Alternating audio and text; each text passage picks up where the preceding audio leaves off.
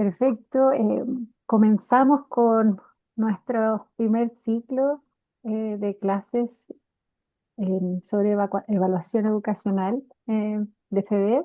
Muy buenas tardes a todas y todos. En nombre de FEDER quiero darles una muy cordial bienvenida al primer ciclo de clases.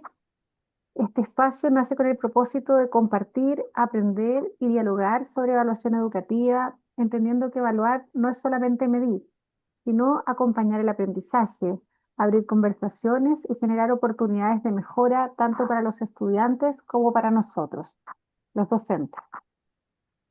Durante las próximas semanas tendremos distintas clases abiertas y gratuitas, pensadas especialmente para profesoras, profesores y estudiantes de pedagogía que quieren fortalecer sus prácticas desde la colaboración y la evidencia. Hoy día, miércoles 12 de noviembre, ¿verdad? Partimos con una clase que da el tono a todo el ciclo. Está titulada Rúbricas y Criterios de Evaluación y está a cargo de las profesoras Gabriela Rodríguez y Jocelyn Herrera, quienes ambas tienen muchísima experiencia en el diseño de instrumentos y en la formación docente en evaluación. Les agradecemos sinceramente por estar aquí, por sumarse a este esfuerzo colectivo y por ayudarnos a seguir construyendo comunidad en torno a la evaluación. Esperamos que esta primera sesión sea inspiradora y que puedan llevarse ideas, ejemplos y reflexiones que enriquezcan su práctica educativa. Para que todos sepan, eh, perdón, no sé si se interrumpe el audio, ¿no? ¿Me están escuchando? Disculpen este. Todo ok, todo ok. Perfecto, ya. Es que, perdón, justo llegaron mis hijos y están gritando afuera, entonces me distrae un poco.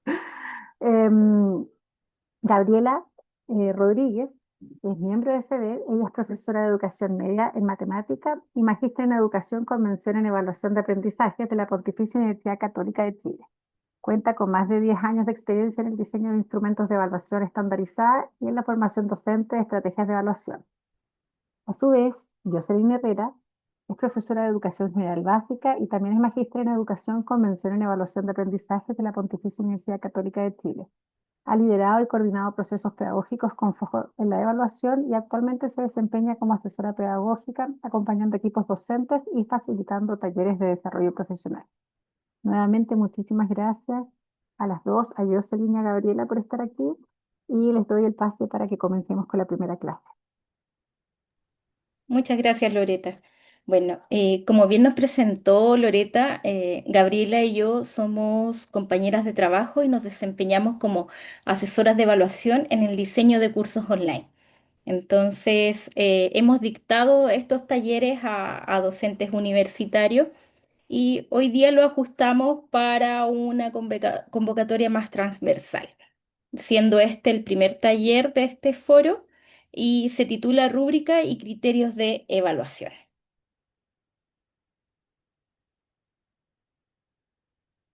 La ruta del taller comprende dos sesiones donde vamos a hacer un recorrido por observar, conocer o identificar rúbricas de nuestro entorno educativo y el valor de uso que tienen. Luego nos vamos a adentrar en la definición, los componentes, los tipos de rúbrica, cómo se usan, ¿ya? Y tenemos un proceso de elaboración paso a paso y el uso de prompt para poder construir, como apoyo para poder construir rúbricas. Y cerramos con el valor pedagógico de cuánto nos aporta este instrumento evaluativo. Ahora quisiéramos escucharles qué nos pueden decir con respecto a qué saben sobre estos instrumentos de evaluación, cuál ha sido su experiencia, si pueden compartir unos minutitos. También, quien no quiere compartir, igual nos sirve que dejen el registro en el chat, pero vamos por ambas opciones, diálogo y escrito.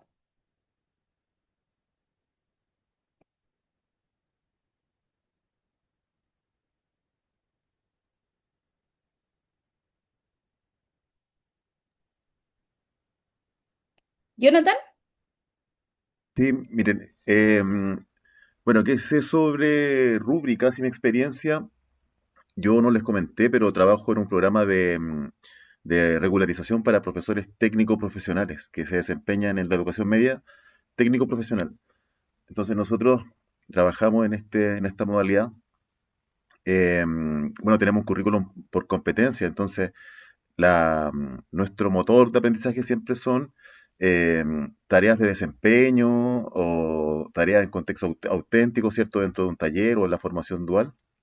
Y por lo tanto, estas tareas de desempeño, el instrumento ideal para poder trabajar con ella, evaluarla, es, bueno, escalas de apreciación y la rúbrica. Lo que yo sé de la rúbrica es que es un instrumento, una matriz, ¿cierto? Esa es su estructura, en la cual uno puede obtener una información de mayor calidad en base a un objetivo de aprendizaje o un propósito de evaluar, en el sentido de que una escala tal vez me entrega una graduación eh, de una observación, ¿cierto? Pero la rúbrica a mí me entrega una información más detallada, ¿ya? Porque me describe también cada uno de los niveles en base a los criterios o las categorías que yo quiera considerar dentro de esa evaluación. Muchas gracias, Jonathan. Gonzalo, ¿quieres compartirnos tus experiencias, tus conocimientos sobre rúbrica? Sí, podría ser. Bastante básico. Conocía la existencia, eh, más haciendo un repaso retrospectivo, no soy capaz de discernir si es que se usó o de qué manera, visto como estudiante, como consumidor, digamos. Eh, Ahora que estoy desde la otra vereda, claro, me toca incorporarlo de alguna forma, y, pero de nuevo, no me veo, no me siento capaz de discernir eh, el peso y la importancia del uso adecuado o las consecuencias que pueda tener o no tener este uso. Gracias, Gonzalo, pero no te preocupes porque en el transcurso de este taller vamos a hablar del valor de este instrumento, vamos a hablar de sus componentes y sobre todo les vamos a compartir una instancia minuciosa y sistemática de construcción. ¿Ya? Así que antes de avanzar, Gabriela. Y también para complementar, comentarles que también estructuramos la sesión para mostrarles una ruta propuesta, pero la idea es que después ustedes puedan adaptarla porque estas instancias de aprendizaje es como que nosotros compartiéramos un maletín y ustedes van viendo después en qué instancias es apropiada, por qué la rúbrica se utiliza tanto, cuándo no utilizarla, cuándo sí utilizarla. Entonces, la idea es que juntos vayamos construyendo este conocimiento y aprovechando que no somos una gran cantidad de personas, si hubiesen comentarios, dudas o algo a aclarar, pueden dejarlo en el chat o bien alzar la mano para que se sientan en confianza para hacerlo.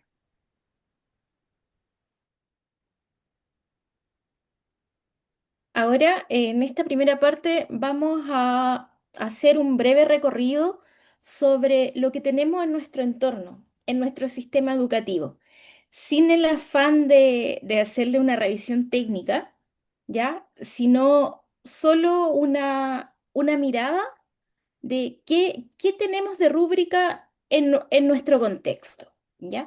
Este primer ejemplo es una rúbrica sobre el trabajo colaborativo que estaba presente en los planes y programas de los electivos de tercero medio, cuando estos fueron publicados en decreto en trámite, ¿ya?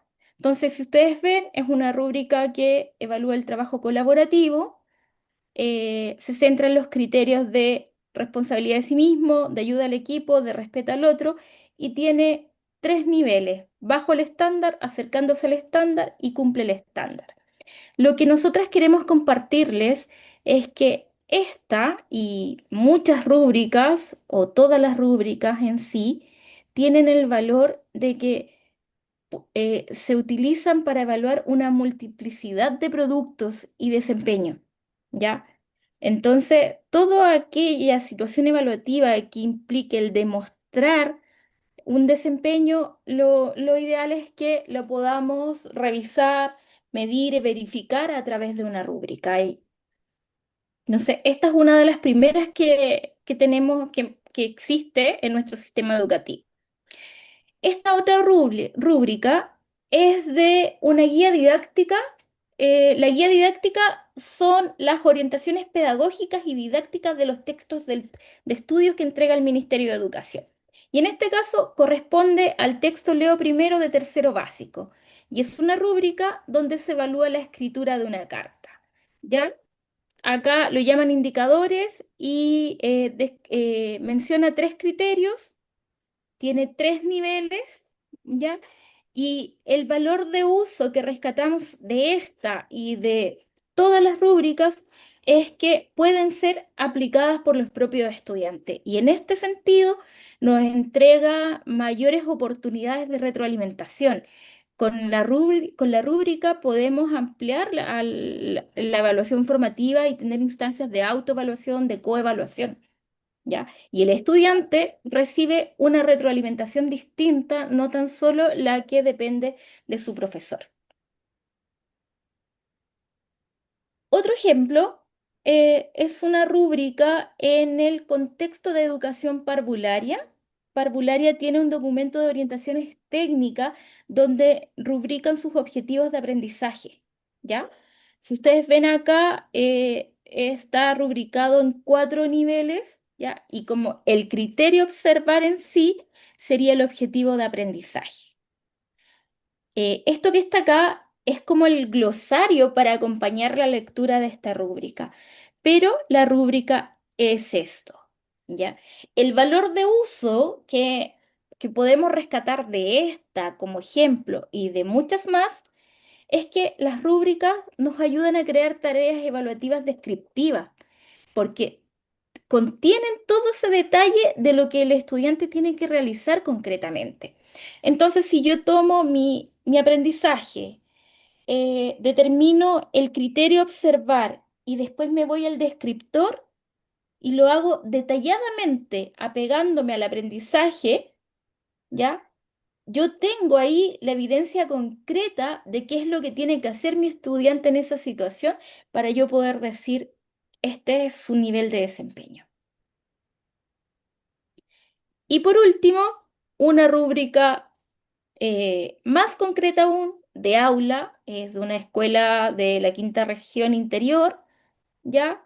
Esta rúbrica tiene en la primera columna al lado izquierdo los criterios, tiene tres niveles de logro, es mixta, es cualitativa, es cuantitativa, y el valor de uso que rescatamos es que esta y todas las rúbricas nos sirven para explicitar las expectativas acerca de las metas y los estándares de las tareas evaluativas. Entonces, no tan solo como la anterior, que me puede orientar así como cómo tiene que ser mi situación evaluativa, sino que también acá le proporciona al estudiante, ¿ya? A dónde tiene que llegar, cuál es la meta, cuál es el estándar y cuáles son las condiciones que tiene que cumplir su tarea evaluativa. Esta rúbrica continúa con más criterios, las desglosé en distintas imágenes para poder ocupar el espacio. Y el último elemento de valor de uso es que entregan retroalimentación. Y si integramos con lo que mencionamos anteriormente, entregan retroalimentación desde distintos agentes, desde distintos escenarios. Entonces, es un instrumento que nutre el aprendizaje para nuestros estudiantes.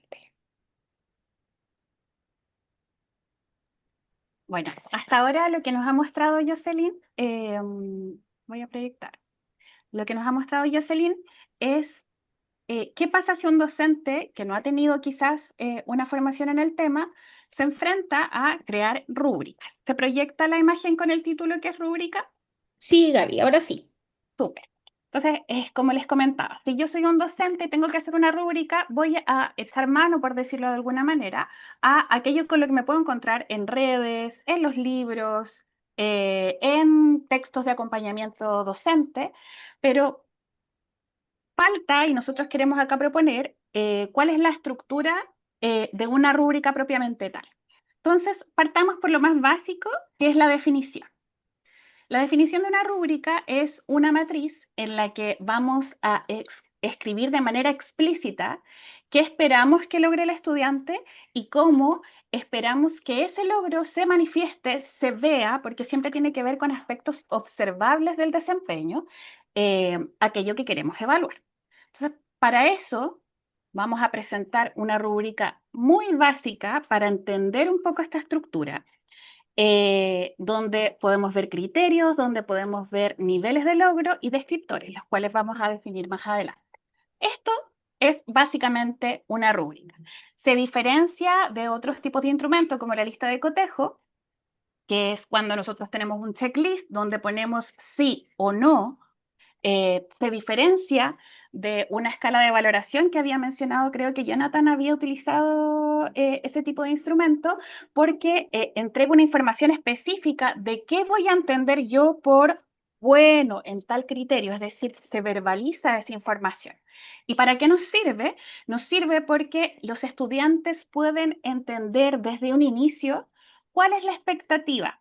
¿Cuál es la expectativa? ¿Cuál es la meta a la que tienen a la que tienen que llegar? Y también pueden entender, en el caso de que reciban una retroalimentación con una rúbrica, eh, por qué quedaron en un nivel determinado y qué les faltó para llegar a los siguientes niveles. Entonces, tiene una funcionalidad tanto pedagógica para el docente como para los estudiantes. Si nosotros buscamos como en la historia, los checklists vienen del... voy a terminar el punto y de inmediato te doy la palabra, Gonzalo. Si uno empieza a indagar, el checklist viene del sector industrial, porque en los procesos se necesitaba saber si se hacía tal o cual paso. En la psicología, el gran aporte fue la escala de valoración, donde están las opiniones, el estar de acuerdo o no, y la pedagogía de alguna manera se dio cuenta que le faltaba algo más. Las escalas de valoraciones o las pautas, los profesores las empezaban a completar a mano con información, consolidando ejemplos, y la rúbrica viene un poco a solucionar este tema en el caso de que la disciplina o la tarea lo requiera. Gonzalo. Bueno, a partir de lo que han dicho, deduzco que la idea de este instrumento es ser usado por estudiantes y a la vez por docentes. Tiene una doble intencionalidad. Por ejemplo, si yo hago un trabajo de investigación, no solo le comparto a mis estudiantes desde un inicio las instrucciones de este trabajo, sino que también voy a poner un ejemplo rápido, pero suponiendo que tengo una introducción y tengo que definir un problema para luego encontrar soluciones, acá en la rúbrica, en el excelente, tendría que mencionarse qué características tiene, por ejemplo, un buen problema de investigación. Entonces el estudiante va a utilizar instrucciones y rúbrica como insumos. Y uno podría también incluir a los estudiantes en una actividad y decir, bueno, en la clase de hoy van a intercambiarse lo que lleven de la investigación y van a revisar a su compañero utilizando la rúbrica. Entonces, así también ellos podrían darse feedback entre sí y también podrían ir revisando su mismo trabajo con esta pauta y más o menos estimar cómo están trabajando. Eh, yo he visto investigaciones que a veces, dependiendo de la edad de los estudiantes y de cuán acostumbrados están a los instrumentos, tú puedes también adaptar una rúbrica que vas a utilizar tú para calificar a un lenguaje amigable para que los niños también puedan utilizarlo. Siempre va a depender de la edad, pero sí tiene este doble uso. Perfecto. Me Eh, parece curioso porque cuando me enteraba siempre era a posteriori. Y otra cosa, hablaba aquí en el chat sobre diversidad e intencionalidad de gente. Claro, porque me imagino también que puede haber alguna otra que sea de uso exclusivo de docente, por ejemplo, y que se arruine si es que se divulga, si es que se conoce antes. No Ese es sé, un me lo buen imagino. ejemplo. ¿Mm? En las preguntas abiertas, por ejemplo, si yo hago en una prueba, voy a inventar, 10 preguntas de opción múltiple y dos preguntas abiertas.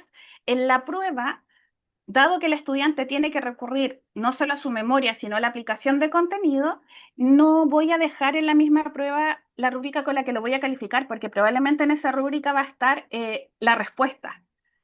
Entonces, claro, hay ocasiones en que tú la muestras antes, generalmente para las tareas de desempeño, que pueden ser todo esto que el estudiante ejecuta más que declara.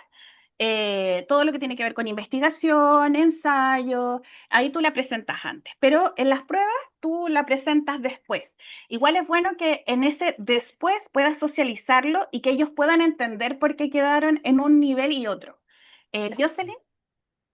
Sí, yo quisiera complementar que efectivamente intencionalidad puede ser formativa, sumativa, también puede ser diagnóstica, ¿ya? Agentes evalúa quién emite el juicio, ya sea los estudiantes en auto o en autoevaluación o evaluación de pares o el docente, pero tiene otro elemento clave, otro valor de uso de la rúbrica, que es se acomoda muy bien al decreto 67 de educación regular, que es el decreto de evaluación y promoción escolar, ¿ya? Y se acomoda también a las estrategias de evaluación formativa que implementa el Ministerio de Educación que está bajando hacia las escuelas. ¿Por qué? Porque una de estas estrategias de evaluación formativa es comunicar siempre los criterios de evaluación a los estudiantes, ¿ya? Y el decreto también lo indica, que al inicio de una unidad o al comenzar una situación evaluativa, el estudiante tiene que saber qué le van a evaluar, cómo lo van a evaluar y qué tiene que evidenciar. Entonces, un ejemplo práctico y una acción súper práctica y que nos ahorra trabajo y transparenta la información a los docentes es proporcionarles la rúbrica desde el inicio al estudiante. Entonces, él puede avanzar en su proceso formativo, ya sea en su unidad, en su módulo, depende del contexto educativo, pero con la rúbrica ahí. Y va comprendiendo qué tienen que hacer, cómo lo tiene que hacer, y esto cambia el rol de él. Es un rol más activo. Eso, Exacto. Gaby, no te interrumpo más. No, interrumpe todo lo que quiera. Así que en ese sentido es una herramienta tú, Gonzalo, que trabajas en formación de profesores, por ejemplo. Yo en las clases de evaluación que hago a estudiantes de pedagogía, tienen que desarrollar una prueba, tienen que desarrollar rúbricas. Entonces lo que hago es entregarles la rúbrica de la rúbrica y la rúbrica con la que yo les voy a revisar la calidad de su prueba y hago estas instancias formativas donde les digo, si yo hoy día te calificara con la rúbrica, tendrías tal nota. Pero hoy día es una instancia formativa, es una instancia en la que vamos a mejorar. ¿Tienes dudas de por qué tendrías esta calificación? Ah, perfecto. Y ahí vamos como subsanando esas dudas. Si hay errores comunes que yo identifico a partir de haber aplicado la rúbrica, las trabajo en común. Si son dudas específicas, las trabajo grupo a grupo o individuo a individuo, pero ahí le voy dando el uso y el sentido para que ellos mismos vivencien como estudiantes cómo es el uso de una rúbrica con la diversidad de intencionalidades, como mencionaba Jocelyn. Así que muy interesante el aporte. Para un poco, hablemos en el mismo idioma, vamos a transparentar los significados que muy seguramente ustedes ya los manejan, pero para poder tener un mismo vocabulario, los vamos a aclarar. Cuando yo construyo una rúbrica, primero me pregunto, ¿qué voy a evaluar? Y eso se llama criterio de evaluación. Lo vamos a definir como un aspecto específico en el que voy a centrar mi observación al momento de evaluar. Entonces, por ejemplo, si estoy viendo un ensayo, puede ser claridad de comunicación. Si estoy haciendo una investigación, puede ser uso de evidencia. Si están haciendo un trabajo de modelamiento matemático, puede ser la precisión técnica de ese modelo. Entonces, son aquellos aspectos donde yo voy a focalizar mi revisión. Los niveles de logro son la escala con la que se gradúa esa calidad. Esa escala puede ser numérica o puede ser con conceptos. A modo de ejemplo, nosotros acá les quisimos dejar nombres de títulos de rúbrica, pero ustedes podrían utilizar muchas otras. Eh, Pensamos en estas para comenzar, pensando en el excelente, para que sea aquel estudiante que sigue las instrucciones que se le da de manera adecuada. El bueno, aquel que le falta algo más para llegar al logro, pero que va encaminado hacia el logro. El insuficiente, como el estudiante que comienza, pero tiene una brecha de aprendizaje que lo aleja muchísimo de la meta y no entrega, no cumple para capturar todos aquellos desempeños que están muy por debajo, que puede ser un error disciplinar o que simplemente no está respondido ese aspecto en el trabajo o pregunta que estamos haciendo a nuestro estudiante. Entonces, si se fijan, hay una escala. Yo podría ponerles conceptos, si es que yo elijo irme por el camino de los conceptos, tengo que buscar que sea coherente, mantener esa coherencia, y si yo utilizo puntajes o números en vez de conceptos, ahí tengo un poquito más de libertad. Les comento esto para que podamos mantener coherencia, porque a veces, por ejemplo, en el máximo nivel, yo he visto rúbricas que utilizan, por ejemplo, la palabra sobresaliente en vez de excelente. Entonces, tener ojo, si yo estoy diciendo que es sobresaliente es porque supera la instrucción. ¿Es eso lo que quiero? O lo que quiero es verificar aquello que el estudiante aprendió en clase. Entonces, por eso, si vamos a utilizar conceptos, ser muy selectivo con los nombres que vamos a poner. Y el tercer elemento de la rúbrica es el descriptor, y ese es el elemento nuevo que distancia a la rúbrica de sus hermanos, de sus otros instrumentos.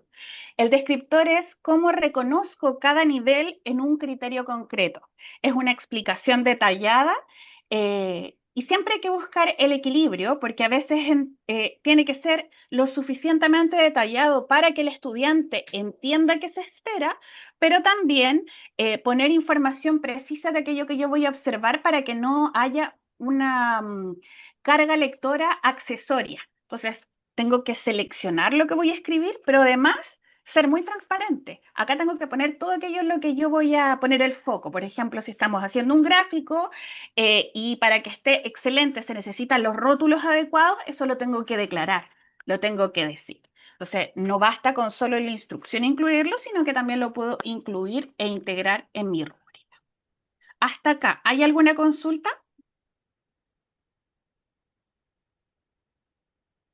¿No? Súper, acuerden que pueden ir haciendo consultas. Y un poco para volver a aquello que conocemos, recordar que la variedad de tareas que podemos evaluar con una rúbrica van desde las preguntas abiertas que van al final de las pruebas. Por ejemplo, de hecho, en las pruebas SIMSE o en las pruebas tipo SIMSE que a veces venden algunas universidades o empresas educativas a las escuelas, esas preguntas abiertas son revisadas también con rúbrica. Y así los profesores también que elaboran sus propios instrumentos también pueden revisar sus preguntas con rúbrica. Entonces va desde las preguntas abiertas a tareas de desempeño, como hablamos anteriormente, que son trabajos escritos, portafolio, obras de arte, alguna presentación, alguna actividad grupal, y como bien destacaba Gonzalo, también la pueden utilizar los estudiantes para calificar o para retroalimentar quizás formativamente a sus pares o a sí mismos. Y ahora vamos a pasar a los tipos de rúbrica, ¿ya? Todavía estamos en el mundo teórico porque la idea es que eh, hablemos un lenguaje común para después irnos a materia más práctica. Como dice su nombre, la rúbrica holística es una rúbrica global. Cuando uno utiliza la palabra holístico, siempre está pensando como en algo integral, en un todo. Y precisamente a eso se refiere. Es una rúbrica en la que el juicio del producto tiene más sentido si se hace todo junto. En el ámbito artístico, muchas veces, cuando hay una presentación final, se utiliza una rúbrica holística porque lo que tú necesitas evaluar es esa performance completa, más que dividirlo en partes.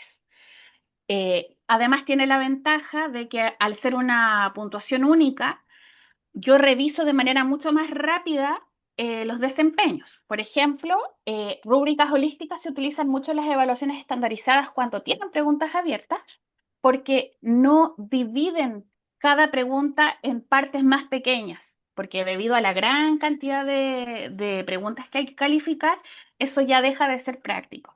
Entonces, en ese sentido, también la rúbrica holística tiene su acierto cuando hay una gran cantidad de material a revisar.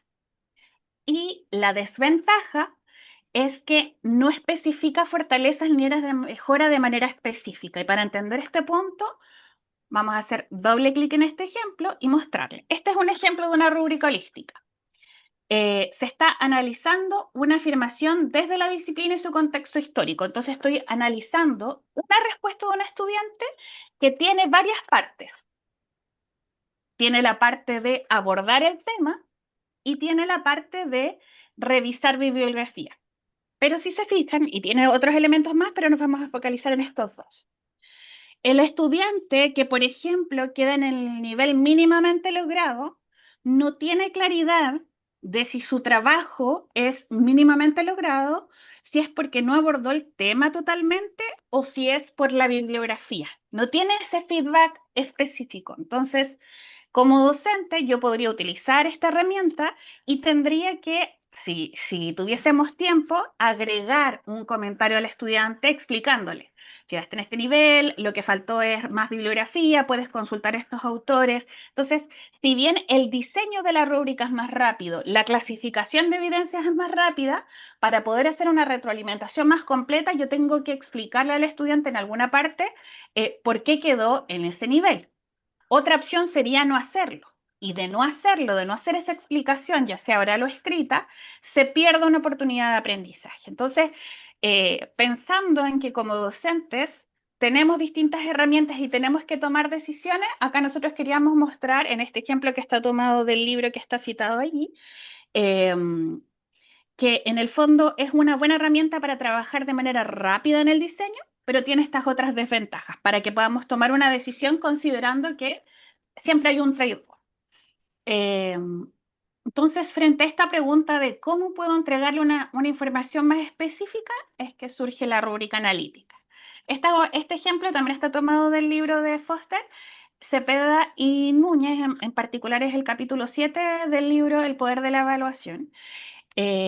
Y si se fijan en este ejemplo, está separado. Acá, si yo tomara el ejemplo anterior, tendría que subdividir esta rúbrica en revisión bibliográfica, en temática, en ortografía y gramática, etcétera, etcétera, etcétera. Entonces yo divido ese criterio. Para volver a la definición, entonces la rúbrica analítica descompone los desempeños en criterios claros. Entonces yo así puedo distinguir eh, todos los aspectos que se cumplen o no se cumplen de manera separada, lo que hace que la rúbrica analítica sea más usada en el sistema escolar y en la educación universitaria. La ventaja es que el estudiante que recibe este feedback a través de esta rúbrica sabe exactamente por qué quedó en cada nivel, qué tema es el que le faltó. Por ejemplo, en este caso, un estudiante podría, por ejemplo, tener un uso incorrecto de conectores, pero hacer igual una excelente relación entre conceptos. Entonces, se puede separar un poco esa performance. Explicita las expectativas promoviendo la equidad al reducir la subjetividad. Entonces acá, como existe esta transparencia de información, da menos espacio a la duda y eso de alguna manera aporta mucho más a reducir la ansiedad de los estudiantes frente a una evaluación y a entender cuál va a ser el foco del docente cuando está corrigiendo un trabajo. Entonces, ¿se entienden estas diferencias entre estos dos tipos de rúbrica? Súper. Jocelyn, ¿hago clic en la siguiente o quieres proyectar tú lo que viene? No, proyecta tú nomás. Y entonces vimos la definición, los componentes, los tipos de rúbrica y vimos ejemplos de nuestro contexto educativo. Y ahora es momento como vamos concluyendo algunos elementos. Entonces, ¿cuál es el aporte de este instrumento evaluativo al aprendizaje? O bien si nos enfocamos en la evaluación, en el enfoque de la evaluación para el aprendizaje. Primero, el primer aporte es que es un instrumento que cumple con tres criterios de calidad. Es fiable porque indica claramente lo que el estudiante tiene que hacer, ¿ya? Es válido porque tiene coherencia con el objetivo de aprendizaje y los indicadores, y es efectiva porque da una información precisa, detallada y es enriquecedora en cuanto a la retroalimentación. Por otro lado, si se usa en una instancia o una intencionalidad formativa, entrega retroalimentación al estudiante. Si lo utilizamos con una intencionalidad sumativa, permite clasificar evidencia y asignar puntaje de manera válida y fiable. ¿ya? Si lo entregamos como lo conversamos hace un rato, ya al principio del proceso de aprendizaje, de la unidad o del trabajo a desarrollar, el estudiante se puede ir automonitoreando, ¿ya? Al docente, revisar una tarea o una situación evaluada con una rúbrica le hace el proceso de calificación mucho más rápido.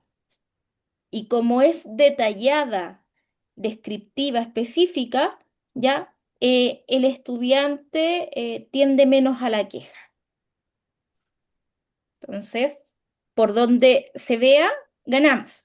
Lo que sí hay que aplicar criterio que hay veces que no es la rúbrica el instrumento adecuado, pero tratándose de una situación de desempeño, sí lo es, o algún producto. Exacto. Eso que menciona Jocelyn igual es importante porque dado que el tema central de la presentación de hoy es rúbrica, vamos a poner el foco en cómo construirla, asumiendo que ya pasamos por esa pregunta de pensar, ¿es la rúbrica lo más adecuado para mi trabajo? Entonces, como clave, si es algo que necesita graduar calidad, la rúbrica puede ser un gran aliado. Y si es algo en el que esa graduación de calidad puede ser distinta para ti, para mí, para otro docente, también la rúbrica es la más adecuada. Entonces, teniendo esos dos elementos, podemos decir ya, me decidí, voy a usar una rúbrica, vamos a ver cómo se diseña. Entonces, acá toma sentido esta diapositiva. Nosotros, pensando en que son dos sesiones, hoy día vamos a trabajar, vamos si alcanzamos a ver los dos primeros pasos para continuar mañana. Continuaríamos en el mismo horario para continuar construyendo la rúbrica. Los dos primeros pasos tienen que ver con ¿qué es ese? ¿Se acuerdan cuando les mostré la diapositiva de los componentes? Las primeras preguntas son, ¿qué es lo evaluado? Bueno, los dos primeros pasos son para eso. Entonces, la idea es hoy día ver esos dos pasos y ya mañana continuar con los siguientes. Y después del paso 6 también vamos a ver un prompt. eh, Vamos a contextualizar mañana también cómo es el uso de IA, si es responsable, cuándo no, etcétera. Pero les vamos a dejar un prompt para que después ustedes al final de estos talleres no se vayan como con las manos vacías y puedan contar con una herramienta eh, donde nunca va a ser más autoridad que ustedes porque hasta ahora el valor que tiene el docente en la educación es insustituible.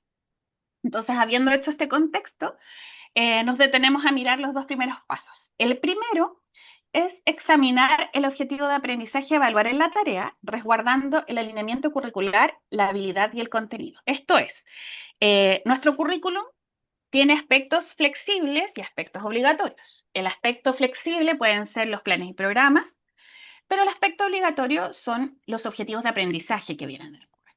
Entonces yo tengo que abordar en mi planificación de curso ciertos objetivos que tienen consigo, no es una lista de contenidos, sino que tiene una acción. Ese es el punto 1. Y el punto 2 tiene que ver con cómo se concreta ese criterio. Vamos a hacer un doble clic en ambos pasos. Entonces, examinar objetivos de aprendizaje y evaluar en la tarea. La idea es evaluar ese objetivo de aprendizaje, desglosarlo, entenderlo, para poder verificar qué acción yo estoy esperando de mi estudiante. Voy a tomar un ejemplo en matemáticas que es mi disciplina de formación. Por ejemplo, aplican el teorema de Pitágoras en la resolución de problemas en contextos matemáticos y de la vida cotidiana. Entonces, yo me pregunto como docente, yo quiero que el estudiante me repita la fórmula, yo quiero que él transfiera ese conocimiento a una situación y él haga el modelamiento de esa situación que eligió. ¿Qué es lo que quiero?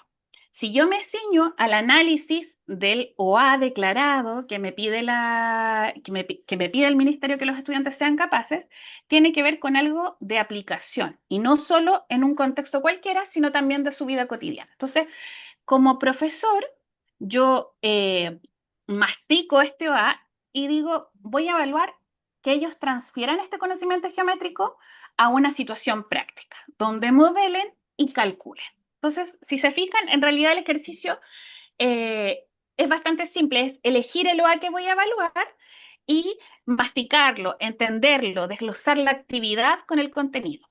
En matemáticas, que es el ejemplo que escogí yo, los OA son bastante directos, pero hay otras disciplinas donde inclusive este paso tiene mayor complejidad. Por ejemplo, si nos vamos al currículum de inglés, en el currículum de inglés, cuando yo estoy evaluando comprensión lectora, puedo estar evaluando dos, tres, cuatro objetivos de aprendizaje, porque cada objetivo de aprendizaje habla de un campo distinto. Algunos son de conectores, algunos tienen que ver con el ejercicio mismo de la traducción. Entonces, dependiendo de la disciplina, este paso puede ser más directo o menos directo, pero es un paso por el que igual vamos a pasar. Por eso, aunque en matemáticas se ve simple, es importante no olvidarnos de que tenemos que escoger los OA y desglosarlos o entenderlos, masticarlos.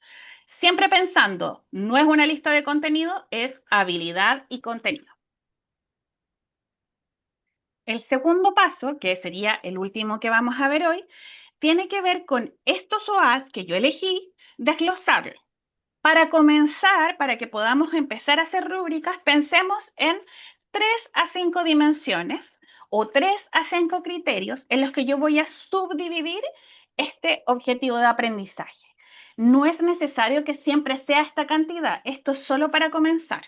Puede ser que la naturaleza del contenido que estoy evaluando es tan directo que solo un criterio de evaluación puede ser pertinente. O a lo mejor es un trabajo tan extenso que voy a hacer muchos más que 5 criterios. Los nombro, usualmente se utilizan acciones observables, verbos sustantivados, y les asigno una ponderación. Volviendo al ejemplo de Pitágoras, por ejemplo, yo podría decir, voy a evaluar la capacidad de modelar este problema. Voy a evaluar el procedimiento pitagórico mismo. Voy a evaluar el desarrollo de ese cálculo. Le voy a pedir al estudiante que justifique ese modelamiento, que lo explique y que además me diga en qué otras situaciones lo puedo utilizar. Estoy imaginando una situación evaluativa compleja. ¿Ya? Si se fijan, cuando yo estoy pensando en un trabajo o en una pregunta que se va a evaluar con rúbrica, tengo que pensar todos aquellos aspectos en los que yo como docente le voy a poner una lupita. Como es un caso de fantasía diseñado para efectos de este taller, acá el docente que diseñó esta situación pensó que el modelamiento era lo más importante, por lo tanto a eso le asignó más puntaje, pero eso va a depender del docente y de cuán importante cree que es cada subtema en su disciplina. Uno generalmente las ponderaciones las asigna según relevancia, o sea, cuán importante es para el currículum este tema y también según el tiempo que nosotros dedicamos. Si yo, por ejemplo, el protagonismo absoluto se los di a las clases de cálculo, tendría en coherencia que darle más importancia a ese tema más que al modelamiento. Pero por eso es muy importante que como docentes cuando estamos planificando la enseñanza, ya estemos pensando en identificar que tengo que dedicarle más clases o más tiempo, más foco, más retroalimentación a aquello que tiene mayor protagonismo declarado en el currículum y también como uno, como docente que a veces sabe que es más importante, con qué no pueden pasar de curso sin saber esto, a eso también dedicarle más importancia. Jocelyn, eh, estamos como en la hora para poder hacer una pausa y poder cerrar. Como les comentaba, mañana vamos a continuar con los demás pasos, pero me gustaría, antes de hacer el cierre, darles la palabra para poder saber si hasta acá están claros los pasos, si comenzaban a diseñar sus rúbricas de esta manera o no. Acá les doy la palabra.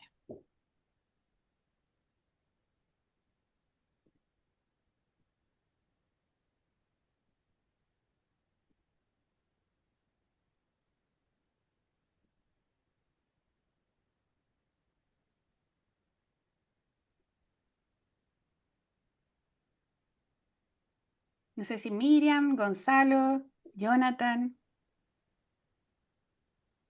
Compártanos qué les pareció este taller, Ingrid, Joana también están.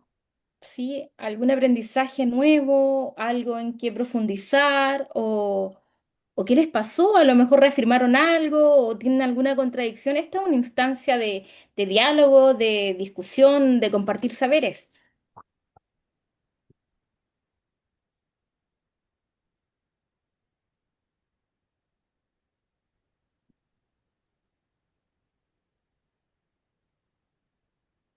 Podríamos hacer la actividad de la pizarrita, yo sé, mientras esperamos que vayan comentando.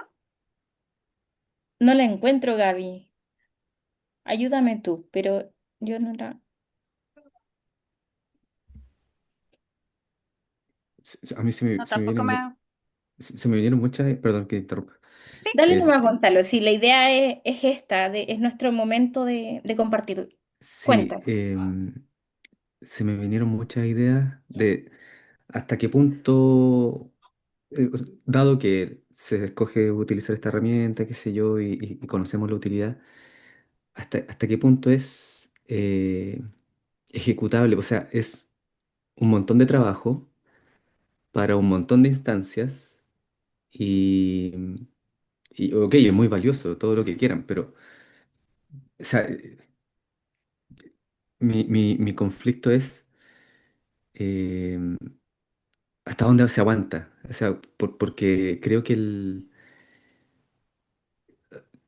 no sé si es tan, desconozco si es que es deseable o es obligatorio o es... qué tanta relevancia tiene en todo el proceso educativo, digamos, este instrumento en particular? ¿De dónde nace todo este cuestionamiento? He venido pensando ese último en el tema de lo que desertan, de este 35% de estos jóvenes dentro de estos primeros 5 años que se van.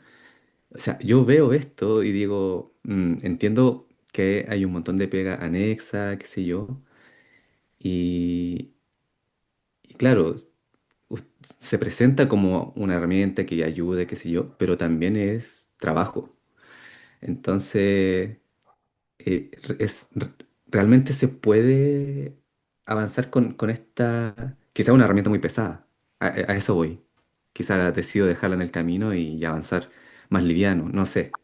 Eso fue lo primero que me llegó.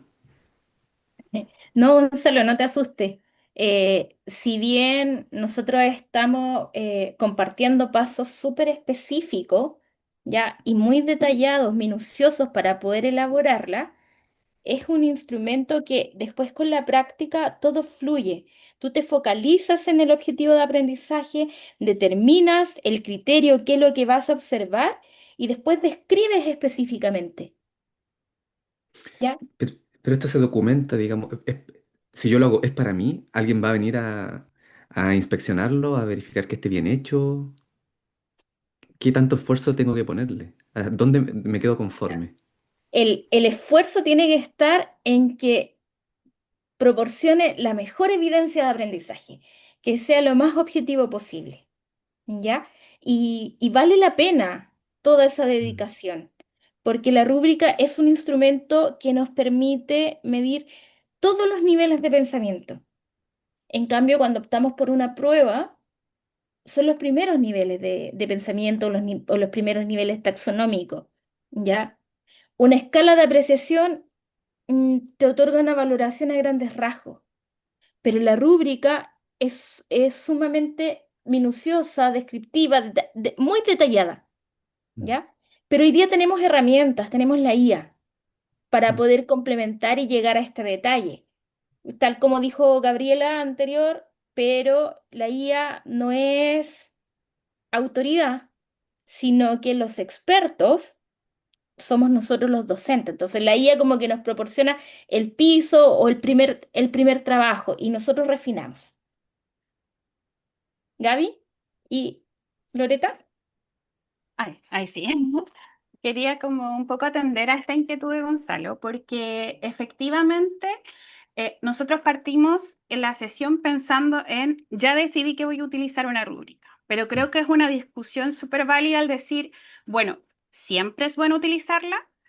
Yo ahora esto como paréntesis dentro de las investigaciones que hago para divulgar información evaluativa, he revisado documentación y Voy a pegar una imagen en el chat, solo por si te puede servir un poco para comenzar a... Ah, no, no me deja. Pero después lo podemos proyectar y lo puedo compartir por mail. Eh, no siempre es tan útil, la verdad. Tienes que pensar como, por ejemplo, ¿por qué en los trabajos se suele utilizar? Porque tú la puedes heredar. Si yo hago una buena rúbrica, por ejemplo, de un trabajo de investigación con metodología científica, yo podría utilizar la rúbrica con ciertas adaptaciones de un primer a cuarto medio y voy a hacer modificaciones dependiendo del objetivo de aprendizaje, si es de biología, si es de la célula, si es del universo, pero ya cuento con un marco con el cual avanzar. Eh, para que sea efectiva una rúbrica, desde mi punto de vista, y aquí también lo podemos someter a debate, también depende del apoyo que tú tengas como equipo pedagógico. Por eso es importante también no solo concientizar a los profes, sino también a los directivos. ¿Por qué? Porque, por ejemplo, si tú tienes a lo mejor un docente de matemática, un docente de física, pueden ayudarse a generar rúbrica o cualquier otro instrumento, cualquier pauta para poder trabajar ciertos contenidos. Las presentaciones orales las pueden tener en común en historia, las pueden tener en filosofía, las pueden tener en lenguaje y podríamos tener un repositorio en nuestra escuela donde, o los profesores de básica, donde se vayan compartiendo. ¿A qué voy con esto? Porque eso también va a ahorrar trabajo y va a hacer que los docentes no tengan que destinar tiempo también como a explicar las habilidades, por ejemplo. Que todos entendamos lo mismo por análisis, que todos entendamos que es una referencia bibliográfica. No sé si se entiende como el sentido de trabajar en equipo. Entonces, cuando tú haces trabajos usualmente, te va a servir la rúbrica y vas a tener tiempo para diseñarla en la medida en que tu escuela también te lo posibilite. Si estás en formación docente, claro, la idea es que al menos salgas de pedagogía con al menos una rúbrica bien diseñada que tú puedas adaptar. Pero esa es como la idea. De la imagen que iba a proyectar, a ver, voy a ver si voy a proyectarlo brevemente, porque tampoco quiero quitarle el tiempo como a la otra persona que, voy a proyectarlo no como, o sea, como es mi LinkedIn, pero es porque ahí publiqué la imagen. Em, esta información yo la recogí como de diversas fuentes, la sinteticé en este cuadrito, pero en general, si yo lo que quiero es evaluar procedimientos o pasos observables, así como yo les comentaba que en la revolución industrial se utilizaba la lista de cotejo, en el aula también la puedes usar. Si, por ejemplo, hay un desempeño de educación física donde un estudiante necesita saber si puso el pie, si lo puso en la posición correcta o si al lanzar la pelota utilizó tal movimiento, eso lo puedes enlistar. Entonces, tu tiempo vale la pena que lo destines a diseñar una lista de cotejo. Ahora, si es un desempeño más complejo, es más recomendable la rúbrica analítica o la rúbrica holística, porque si tú quieres dar retroalimentación, como te comentaba en algún momento, si no utilizas una rúbrica, vas a tener que sacrificar tiempo cuando estás retroalimentando en escribir alguna retroalimentación complementaria para guiar al estudiante. Si son actitudes, colaboraciones, hábitos, ahí puede ser la escala de valoración o la pauta de observación. Y si estamos en un aprendizaje inicial donde los niños son más pequeños, dado que existe también esta barrera de que ellos puedan utilizar el instrumento o leerlo, ahí vale la pena quizás recurrir a otro tipo de instrumento como registro anecdótico, pauta de observación. Esos son como lineamientos. Eso también te puede servir como para tomar la decisión del mejor instrumento.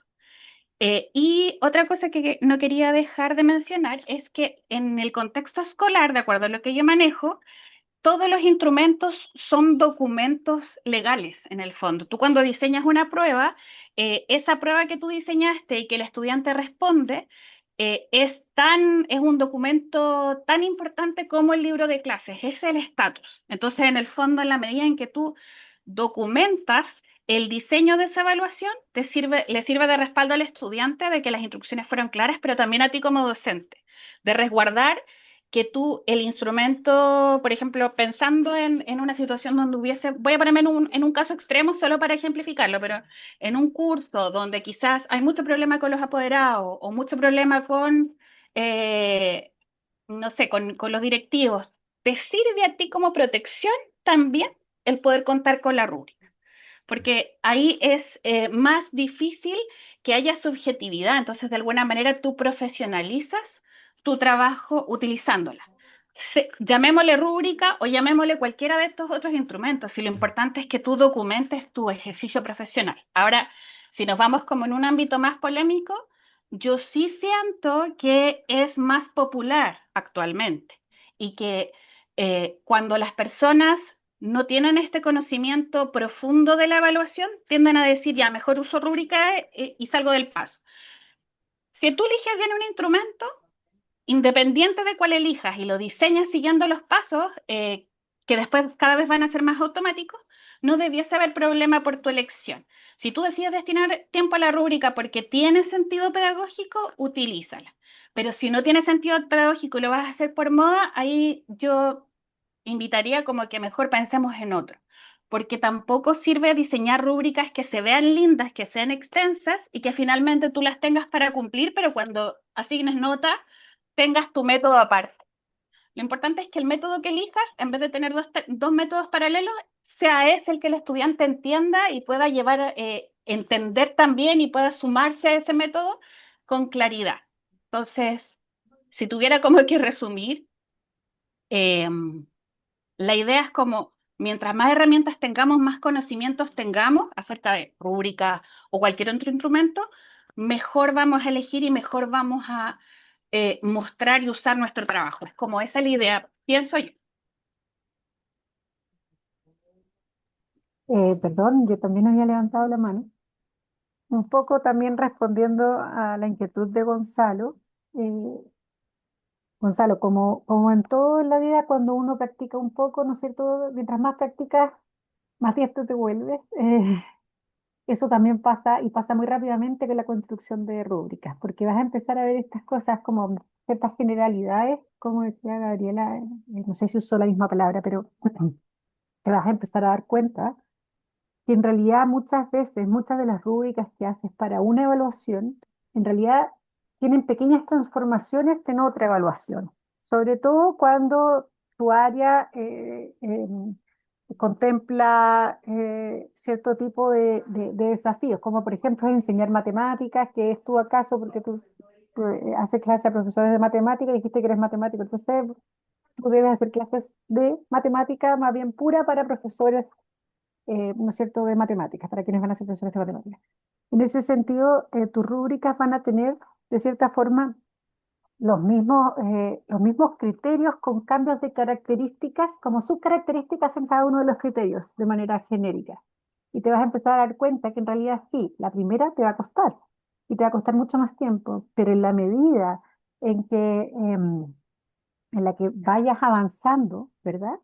Eh, te vas a dar cuenta que el trabajo de hacer la rúbrica misma en realidad te aclara mucho más rápido la corrección. El segundo paso, que porque uno es, ¿no es cierto?, realizar el instrumento, pero uno siempre cuando está realizando un instrumento de evaluación, en el fondo, se está imaginando las posibles respuestas de los estudiantes, necesariamente, ¿verdad? Como que uno, porque es lo que uno busca, cuál es la acción, pensamiento, desarrollo, o cualquier cosa, ¿no es cierto?, por parte del estudiante o por parte de quien te estoy evaluando. Y en el fondo, en esa construcción, la rúbrica va apareciendo sola, sobre todo en la medida que ya empiezas a hacerla.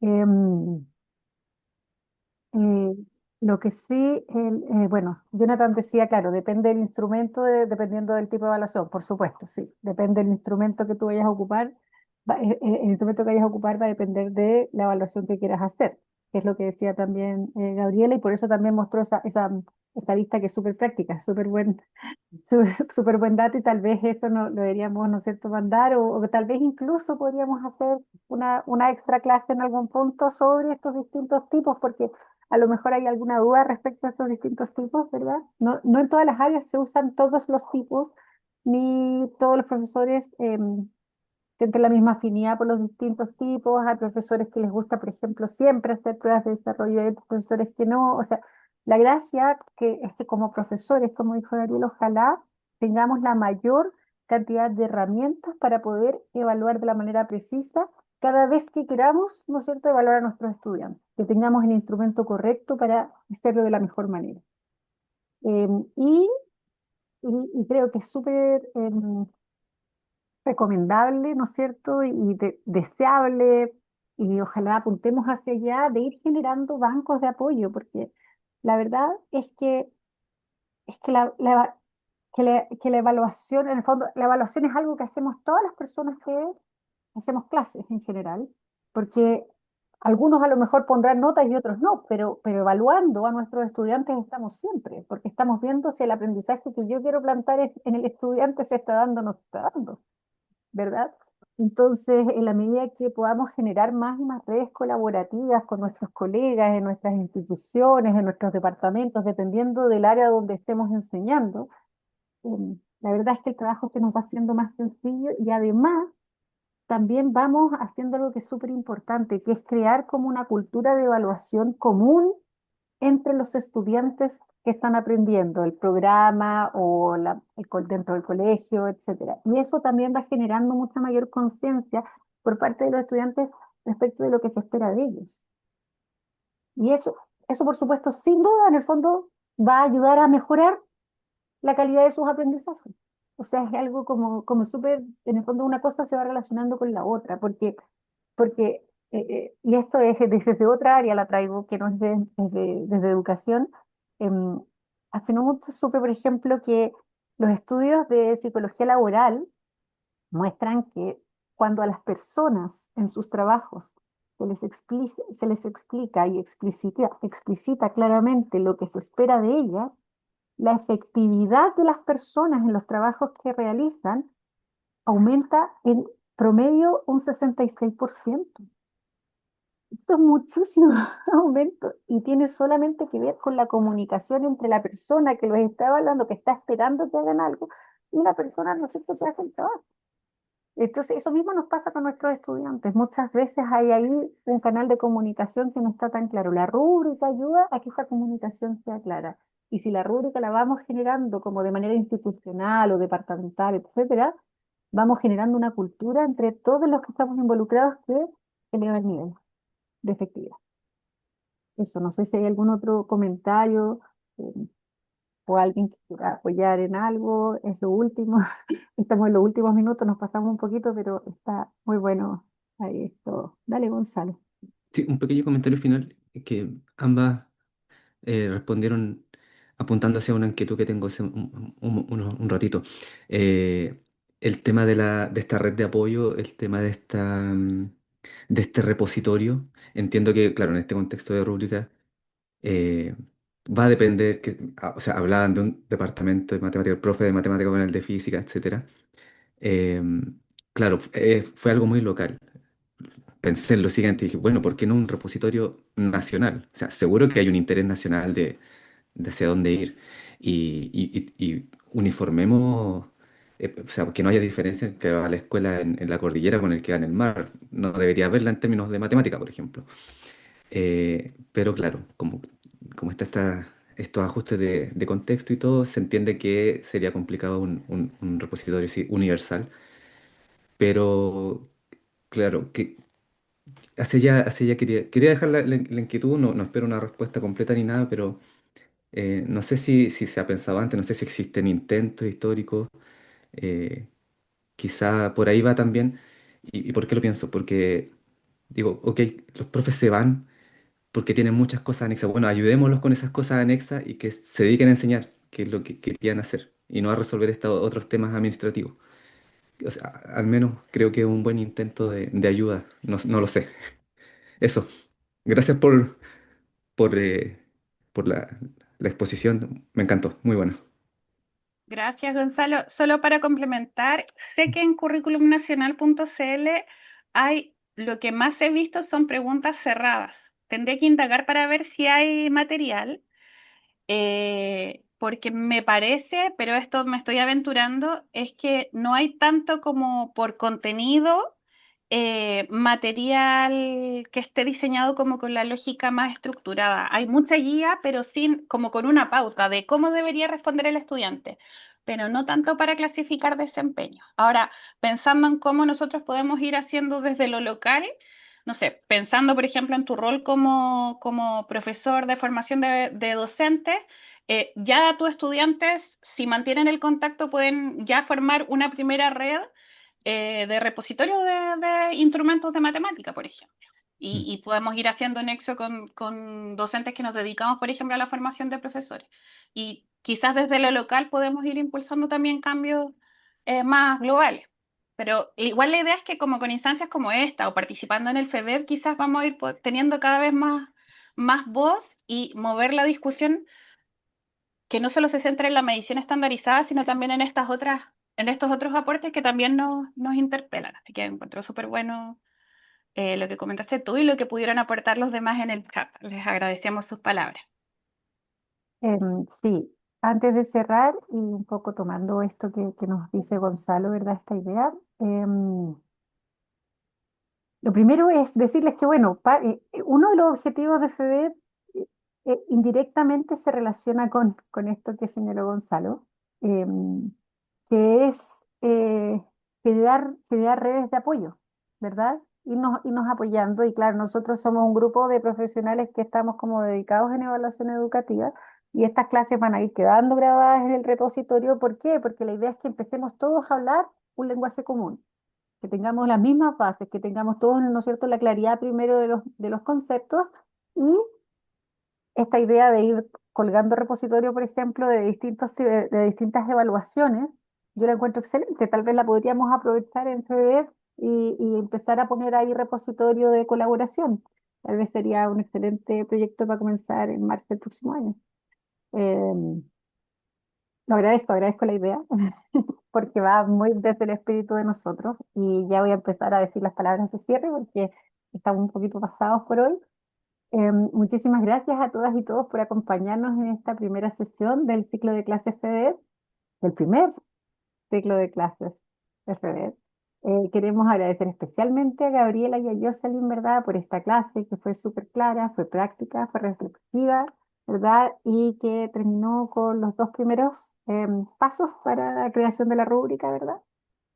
Nos han ayudado a mirar la evaluación no solamente como el acto técnico, ¿verdad?, sino también como un proceso, ¿verdad? El proceso que le va dando sentido al aprendizaje y que nos va promoviendo mejorar continuamente y también al aprendiz, no solamente a nosotros como profesores, sino que también a aquellos que están aprendiendo de nosotros. Les recuerdo que mañana vamos a continuar con la segunda parte de esta clase, en la que seguiremos profundizando en el tema y explorando ejemplos concretos de aplicación. Mañana a la misma hora por el Zoom les va a llegar el link alrededor de las 6 de la tarde, a más tardar, con el enlace, ¿verdad? Y también les agradezco a cada una y cada uno de los participantes de hoy día. Sabemos que hay muchos más interesados y que no pudieron conectarse. Les mandamos un saludo, ojalá que mañana sí. Que tengan todos y todas muy buenas tardes, noches. Estamos aún todavía muy clarito aquí en Santiago, desde donde yo me estoy conectando. Gracias, Muchas chao, chao. gracias. Chao, chao. Gracias, Loreta. Que Muchas estén gracias. Nos bien. vemos Chao a Chao, mañana. todos. chao. Que estén muy bien. Adiós. Chao, chao.